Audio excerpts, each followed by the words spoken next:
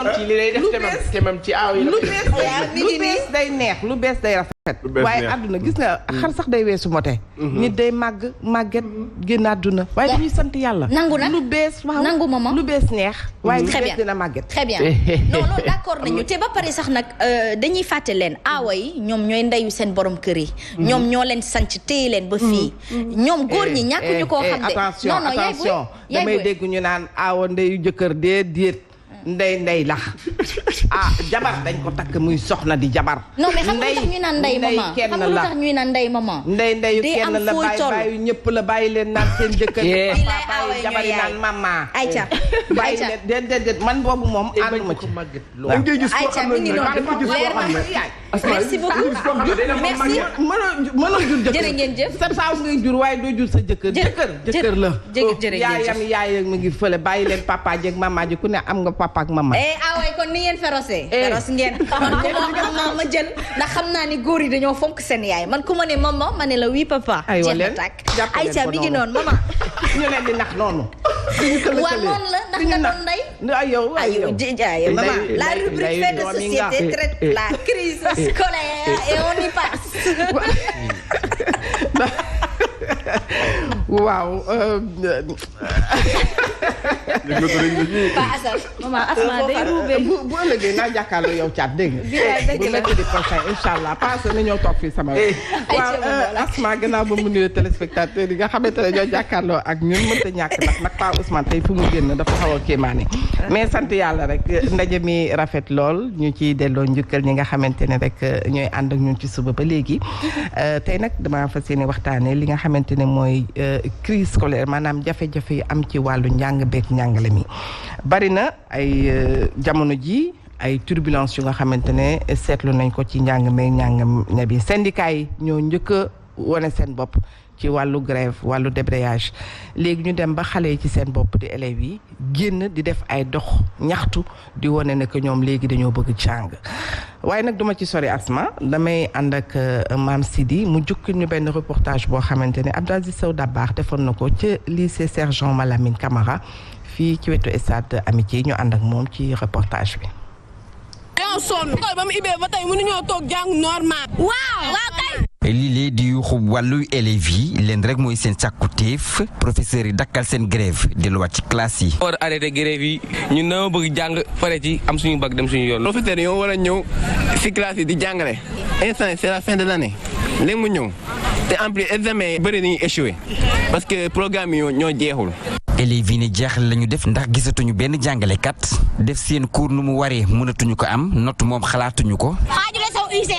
leçon yu bëri sax def ko ñun ñooy ni devoir standardisé sax defuñu ko. dëgg la compo baa ngi nii est-ce que ñun sax compo sax nañ ko def la yow compo sax nañ ko def. moo ma jaaxal. lu ñu mel sax waraloon démb ñu wane seenum naqar wàccoon ci mbedd mi ci loolee am ñu ci am gaañu ñi lee di ko naqarlu. gars yi ñoo nekkoon di génne élèves yi bon police nag ñoom fi nag avec une grande lâcheté di ñu sànni ay bombes lacrymogènes. fii ay xale ñoo fi nekk am na sax ay blessés am na ñu fi crise. ñàkk def cours moo tax ñu dajaloo itam ci kanamu école bile takk der yi bàyyi leen xel. Aïcha maman mi ngi noonu les enfants donnent une bonne leçon de vie. tout à fait aux professeurs. mais duñ ci yem dañuy jukkiwaat ak benn élève bu nga xamante ne moom tam yëkkati na ci kàddoom ci jafe-jafe yi ñuy jànkonteel muy Cheikh Ahmed Tidiane dañuy ànd ak moom rek moom mi ngi nekk ca lycée bu Limamoulaye. ñun lu ñu wóor ñoom état bi kii di ministre bi kii di président bi kii di ñu nekk fii lu ñu wóor ñu 10 ans ñu duñu toog seen place te ñu suñ naka lañu mën a toogee fa ak tête vide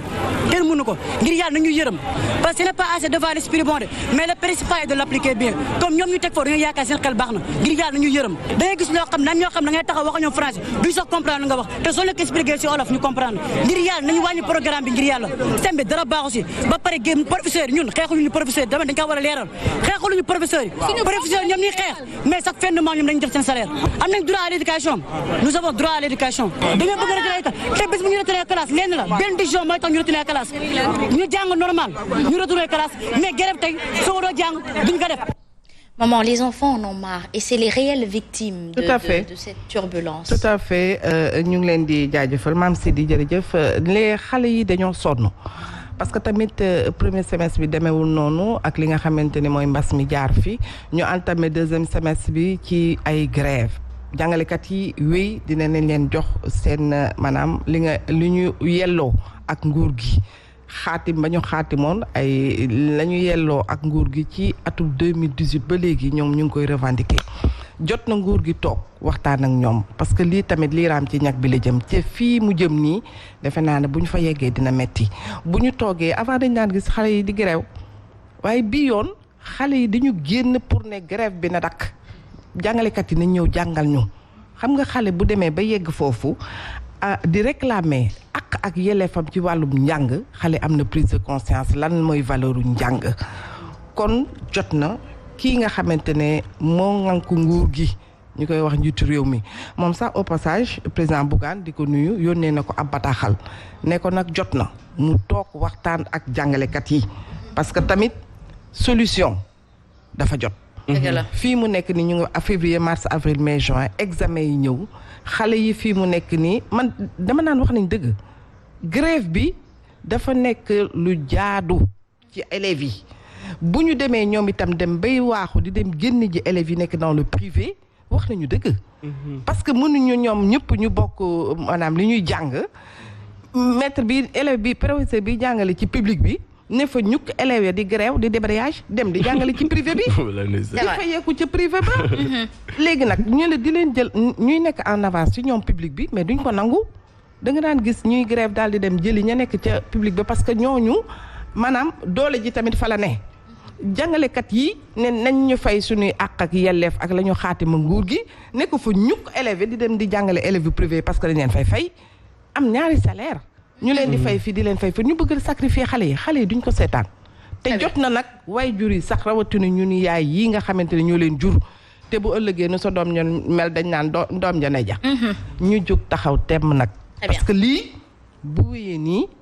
njàng mi dina sooxewaat de justement te jàngalekat yi tamit dafa mel ni dañoo bëgg njàng mi sooxe parce que nii ñuy doxalee nii il paraît que tey nguur gi woon leen pour ñu toog waxtaan dafa ñu toog waxtaan parce que tamit trouver benn terrain d'entente c'est vrai que am na yenn pàcc yoo xam ne pour ñu ànd ci d'accord ci day jafe lu jëm ci wàllu indemnité yi te loolu moom wax dëgg yàlla dina jafe lool fi mu nekk réew mi métti na te xaj na dañ leen di digaat rek mais nañu fexe ba bu ñu toogee ak ñoom wax leen loo xam ne mañ ko dégg parce que liñ leen di wax tamit day wéy ci ñeneen ni jàngalekat yi ñëw ñooñu tamit dañuy bëgg ñu defal leen lu ni mel te du yomb asma dafa mel ni dinañ ko fi ndar kepp parce que tamit dafa mel ni waate sama caat il faut mu jàll parce que lii ñuy wax tamit dafa neexoon waaw xam naa elle a une petite intervention par rapport une contribution waaw Asma xam nga enseignants yi dañoo sonn tamit nañ leen bàyyi xel enseignants yi dañuy sonn da ngay gis enseignant boo xamante ne day jógee fu sori war a jàngale ji bu mu jëlee paas sax du ko am gis Asma pour te dire que dëkk bi dafa métti ma gis naa docteur boo xamante ne oto bu xëyee da koy def clando balaa muy dem liggéeyi xam nga loolu dafa métti donc juste pour dire que peut-être bëgg nañ jàngale mais conditions yi mooy métti il faut que ñoom itamit ñu delloo leen li nga xamante ne moom mooy seen àq ak yelleef comme ça conditions yi mën a baax ñu mën a suivre élèves yi man wakaam rek sànq maa ngi romb élèves yi naan dañuy grève tout à fait xam nga tamit accords yi dañoo maanaam li ñu xaatim dafa bëri par exemple bu ñu amee ñeent fukki pàcc ñu ne lii ak lii la ñu bëgg ñu defal ñu ko bu ñu leen defalee fanweer yi defe naa ne ñoom bi leen gën a soxal mooy indemnisation bi indemnisation bi nekk na loo xam ne daal ñoom mënuñu ko digérer mais tamit nguur gi bu toogee waxtaan ñoom lii laa ci mën naa leen yokkal lii mën naa leen defal lii mais amaana dinañ trouver jàngalekat yi nekk ci dëgg de pardon jàngalekat yi nekk ci dëgg de oui moom wax na ko sacrifier élèves yi parce que jàngalekat yi il faut pas qu'on dise aux gens que jàngalekat yi ñu ngi sacrifier élèves je donne mon point de vue tout à fait jàngalekat sacrifié wul kenn fii ci Sénégal jàngalekat dañ ko joxul cër respecté wuñ ko nawuñu ko fonkuñu ko jàngalekat ba génnee këram la dem ñaani jabar danga kaa xoolaat dàll ya mu sol ak yére ya mu sol jàngalekat dem na ba le mythe de l'enseignant d'antan bi taxoon élèves yu jëkk ya amoon niveau amatul bu jëkk da nga gis ko am certificat am niveau aujourd'hui da ngay gis que am maîtrise du am niveau. donc mais les conditions de vie Baye Assane Seck ont changé. adduna bi dafa gën a dox kii tantôt mi ngi ko doon wax di jël exemple ci téléphone yi smartphone yi ñëw ak yi nga xamante ni ñoom ñoo fi jiitu woon il va falloir une adaptation nouvelle.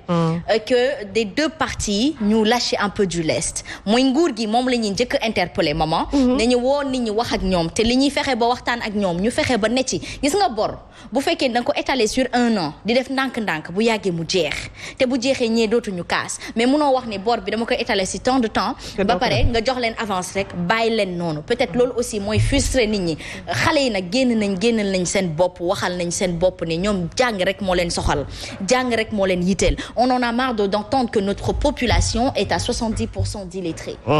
d'analphabètes maanaam 70% suñu population demuñu bangu école jàng ba am lijaasa ci foofu xam nga loolu gàcce la donc à un moment donné il va falloir terewul nag ñu am xel ndax jàng taxuta am xel waaye nag moom il faut à un moment donné une conciliation mën nañ ci am yaakaar nag wax dëgg yàlla parce que état bi bu ubbee ay négociation ak syndicat jàngalekat yi jëm ci wàllu rémunération bi maanaam koppar moom daal mooy jaxasem réew koppar yooyu la nag nañu fexe ba d'accord ci loo xamante ne dina wéy incha allah bu ko defee njàng mi daal di dooraat dara du ca génn. dina si génn nag waa sax ñoom dinañ la rusloo malheureusement parce que nguur bu sérieux la dama kaa wax. non en 2014 en 2000 déglu leen ma 2012 Macky Sall dafa falu président Macky Sall nañ waxante dëgg. président Macky Sall ci benn seconde laa koy wax. dafa falu en 2012 enseignants yi ne gars yi nañ leen teg lépp ci suuf kii président bu bees la may ko ñaari at. 2014 ñu toog waxtaan gars ñi signé ñu ne mën ngeen ñu ne mën nañu signé. enseignants yi toog 2014 ba 2018 état bi respecté wul engagement 2018 sana yaay ba baax bi Marème Faye Sall intervenir dugg ci. gaa ñi bàyyi mu sedd bañ naan sax bisaab ya ñu naan ndeysaan bisaab yaa neex moo tax gaa yi d'accord bu ñu d'accord 2018. ngeen toogaat ba 2022. mais saa yi ñii dañoo sonn. très bien lâcher du lest trouver un terrain d'entente pour conciliation am ndax la population sénégalaise citoyenneté loolu la il faut ngeen fexe ba teg suñu doom yi ñu jàng am xam-xam am xel incha allah rabbi madame Cissé attention aux publicités mensongères sur les réseaux sociaux comment tester un produit cosmétique. voilà Asma xam nga réew bu doxul comme ni ko Pa Assane di waxee réew bu méttee nit ñi dañuy am na ci ñoo xam ne dañuy gàtt xel dañuy njublang tous les moyens sont bons pour que ñu am